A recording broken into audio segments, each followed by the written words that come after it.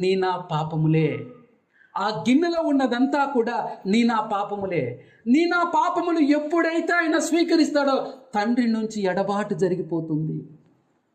ఎందుకంటే పాపం ఉన్న చోట తండ్రి ఉన్నాడు. ఆ సిలువలో ఆయన ఆ సిలువ మోసుకుంటూ వెళుతూ ఉన్నాడు. ఆ సిలువలో ఏమున్నాయి? ఆ గిన్నెలో తాగాడే ఆ పాపాలన్నీ కూడా, నీ నా పాపములన్నీ కూడా ఆ సిలువలో ఆయన పెట్టుకొని మోస్తూ వెళ్తూ ఉన్నాడు. ఎత్తైన కొండకి వెళ్తూ ఉన్నాడు. ఆ కొండ మీదకి వెళుతూ ఉన్నప్పుడు ప్రతి బాధ భరిస్తూ ఉన్నాడు, ప్రతి వేదన భరిస్తూ ఉన్నాడు.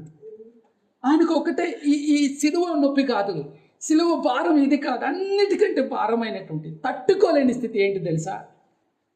క్షణకాలము దేవుని ఎడబాటు జరగబోతుంది. అది తట్టుకోలేకపోతున్నాడు. ఆ వేదనకు తట్టుకోలేకపోతున్నాడు. నీకు నాకు ఏదైనా